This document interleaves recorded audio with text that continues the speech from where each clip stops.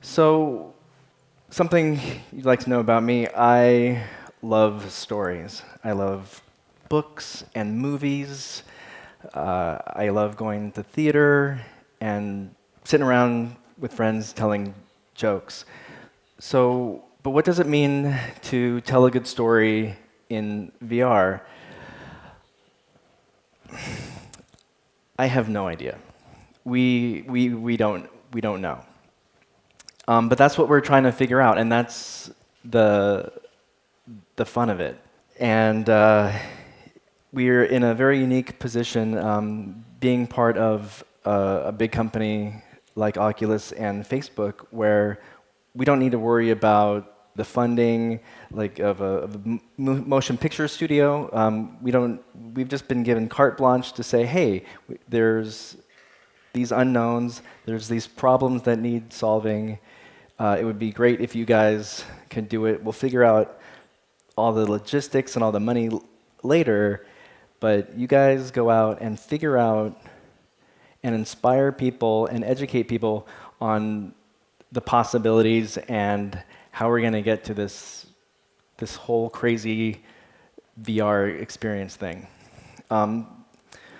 So where are we now? VR is obviously very new. There's a metaphor we use. We're on our way to California. We're not there yet. We're about halfway.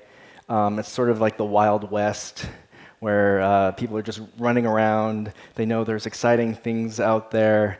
Maybe not so much people getting shot in the back, but it's kind of a wild unknown, and a lot of people are trying to get in on it. And for us, I think that's great. The more people we can bring aboard, the more people that we can get excited about VR, the better the product is going to be. And honestly, we're trying to build a whole new industry, and the more successful companies there are, the more successful that industry is going to be. In turn, the more successful we'll be, hopefully. So, if this is a journey, I feel that my career has led me here. Virtual reality, it's a lot of industries coming together. There's architecture, there is theme parks, there's obviously film, and all those disciplines kind of culminate in virtual reality. There's all these different possibilities for immersive experiences that can be influenced by all these other disciplines. And I've been lucky enough to have worked in a lot of these different areas, and I feel that at Oculus this is the first time all these things have actually come together and I can do them all at once. And the real joy is I'm surrounded with people that kind of have that same story. This is obviously some of the artwork that I've done, TV and film, publishing. I've worked in like advertising, so a lot of long form projects, quick turnaround projects. Hopefully learning how to make good decisions.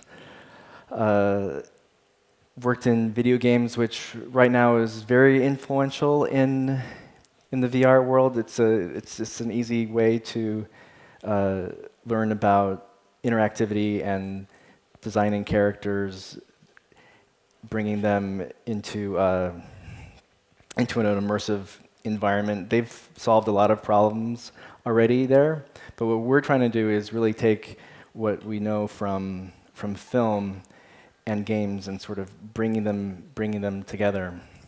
And it does cause a lot of, there are a lot of challenges in doing that. First of all, there's a lot of new technology and hardware that's constantly changing. There's a lot of different platforms right now. There's nothing that's like a industry standard, so that's always some shifting sand. There's this whole new idea, at least for me, is designing in a full 360. That's why we've brought on architects or people who have a really strong foundation in architecture to be designing our sets. Because as a 2D artist, I just draw shapes and colors that are pretty, and I don't always think about everything that's surrounding me. We've brought in some architects that are really familiar with that, and that's their specialty, and I get to sit next to them and learn.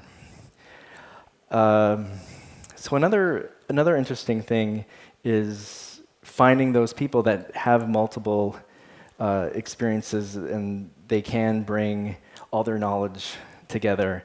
It's also a problem finding those people, but when you do, we try to hold on to them because it's kind of exciting to like pick their brain and get their experiences, and Oculus is really about inspiring people, so we do like to get out and talk about what we're trying to do and get other people to join us. Like, hey, come on, it's a ride. We're going to have fun. So what I did mention earlier about we don't have to worry about making money. Facebook has already figured that out. But the revenue models for other companies is pretty unknown. So that's definitely something to consider if you're going to be getting into VR. How are we going to make money doing it? How are we going to distribute it to people? And yeah, that's one of those things that we haven't figured out yet. Somebody in this room might do that. And then there's also things that we just don't know. They're the unknown unknowns. And you can see by the image, I have a dark sense of humor. So all that said, there are things that are challenges, but there's also a lot of things that are the same. So design theory is still design theory. Color theory is still color theory. We don't have to throw that out just because we're putting some goggles on and experiencing these stories in a new way. We still want to make things that are pretty. All the same narrative things that you would do with developing characters and a sense of place. All that is still relevant. And all the things that we love about our favorite stories, we can still love in VR. So it's not something that you need to be afraid of, and it's certainly not something that you feel like you need to throw out just because we have something new. If anything, it's an additive thing. So one of the things that at Oculus, there's definitely a conflict between the people that we have from games and people that we have from film, where all the gamers want everything to be interactive. They want to be able to touch everything. They want to be able to get there and basically play it as a game.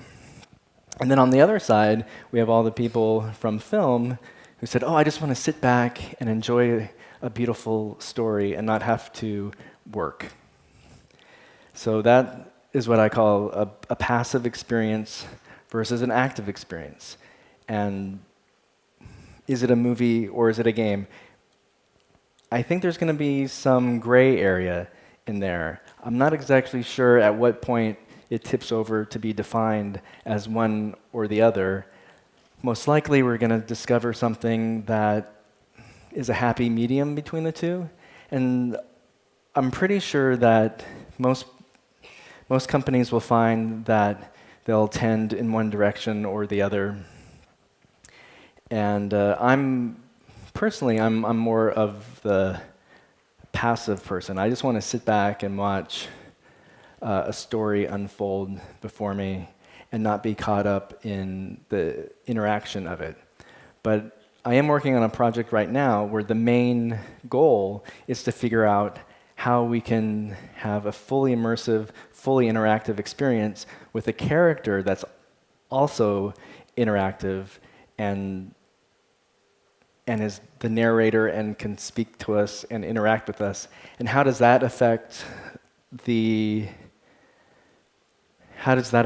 narrative arc if we're an active participant in the story?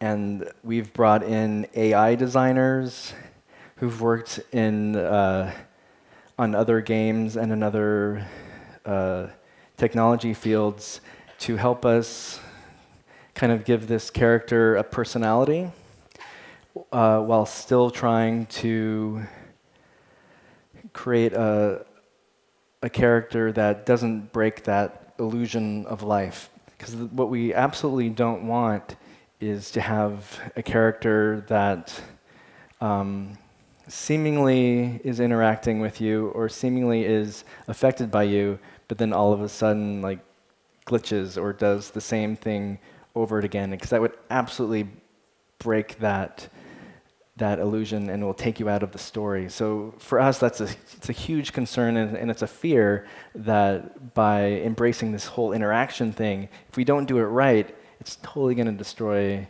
the story. And we're not Oculus Interactive Studio, we're Oculus Story Studio. So every time we go to make an innovative leap toward like a new idea, we're always going back to say, okay, well, that's cool, but what about the story? What about the character? How are we going to keep people engaged? So that brings me to like, what expectations do we put on the viewer? Do we force them to pick things up? If they don't pick things up, does that create like what we call a fail state, where it's gated and the story can't go on until you pick up the thing and do the action? We don't want that to happen either. So we're trying to create clever ways of compelling the viewer to kind of do what we want. And there's lots of fun tricks that we're starting to discover, and that kind of brings us into how do we design a world where we want to subtly compel the viewer to do what we want. There's certainly the tried and true ways of lighting things, like make it brighter and more saturated where we want the viewer to go. But there's also ways of sound design, and we've even looked and talked with some magicians about sleight of hand and the way they use, distraction and some psychological means to get the viewer to look where we want them to look while we kind of change stuff behind you, which is absolutely something you can't do in live action. You can't really do it in theater. I mean, obviously magicians can do it, but certainly not on the scale that you can in VR. So we can take these sort of reality-based concepts and really exploit them in a way that you can't in any other way. And for me, the joy of working in VR is that everything you think that you've been able to do before, whether it be in architecture or in theater, you can do absolutely in VR plus like 1,000 and bring them all together. We're even working on some rooms in a house that just absolutely couldn't exist in a real space. The engineer sciencey guys call it a non-Euclidean space, which means there can be intersecting environments and walls that go in places and objects that couldn't possibly fit in a room, but in virtual reality, you buy it. It looks like it can. So for art direction and for concept design, how do you draw that? You really can't. So we do spend a lot of time in VR. We do spend a lot of time prototyping things and making really crude models and trying to figure it out in VR as much as possible, because that's the ultimate space where it's going to take place. At Oculus, we've developed two different tools that we can actually create artwork within VR. One of them was always intended to be like a modeling and sculpturing tool, and that's called Medium. And the little monkey bus was actually created in Medium. I think this artist did it in maybe an hour and a half. It's more of a sketch, but already it looks pretty great. And it's even, I hate to say it, but it's way cooler in VR. And then on another project that's going to be coming out just in a few months, called Dear Angelica, we brought in an illustrator. We really wanted it to be like you're living inside an illustration. You're experiencing the story within a very specific woman's artwork. Because we do believe that VR narratives can also function as beautiful pieces of art, just like a beautiful film.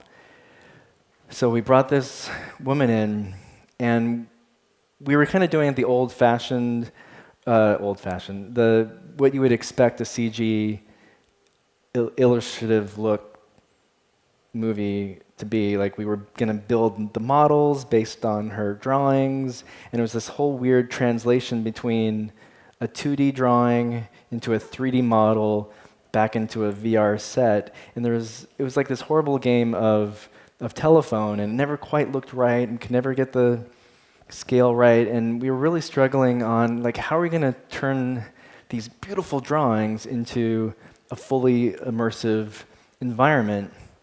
So this one of the amazing geniuses that we have at Oculus, he used to work at Pixar. His name is Inigo.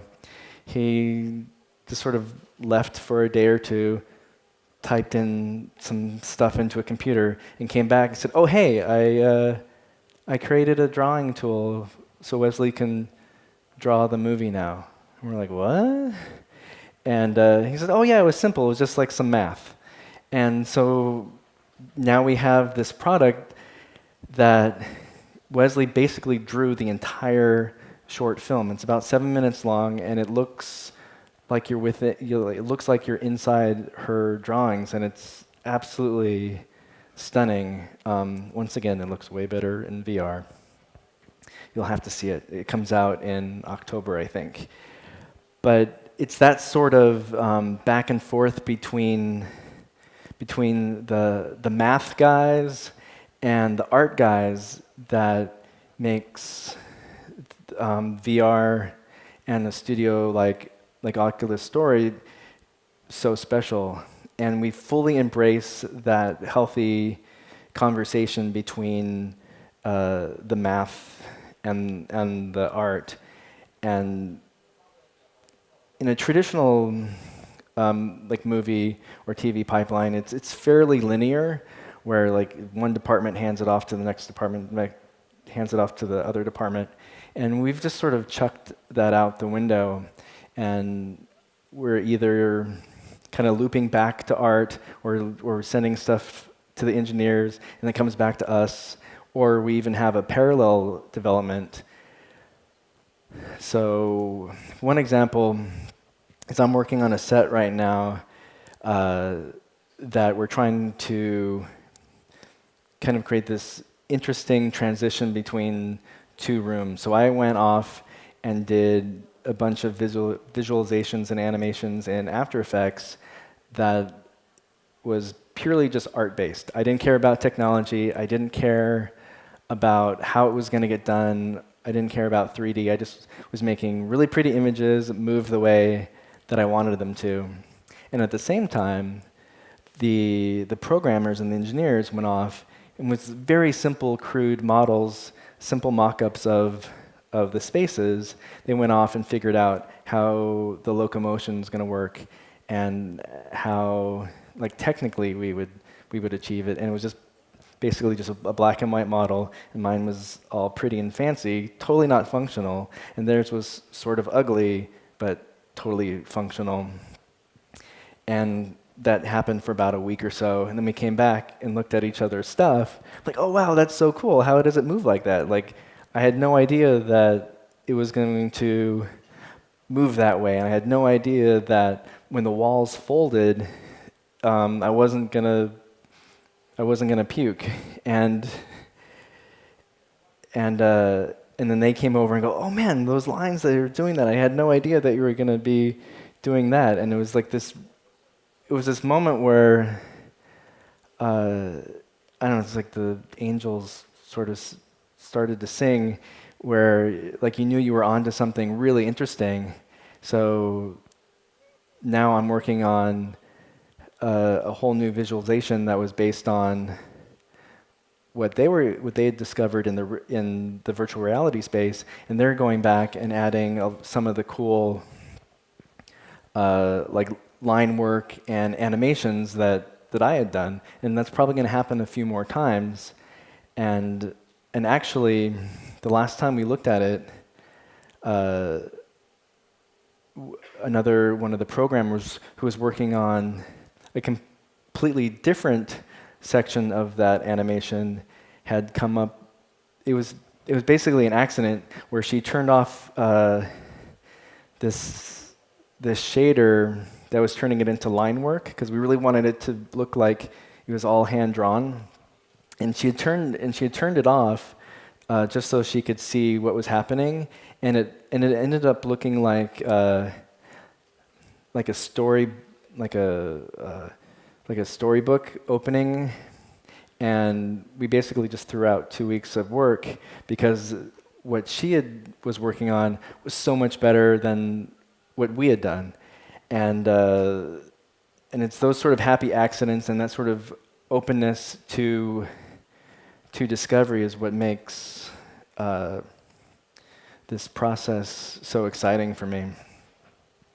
And also, we have what we call a culture of pre-visualization or prototyping. And actually, we've come up with the term proto-viz, where it's like a cross between prototypes and previs.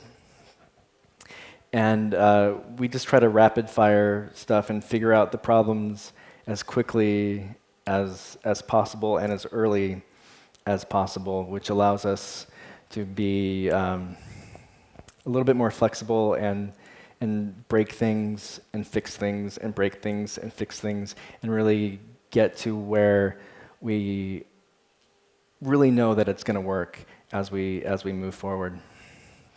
So that is why we're excited about what we're doing. It's this marriage of technology and of art.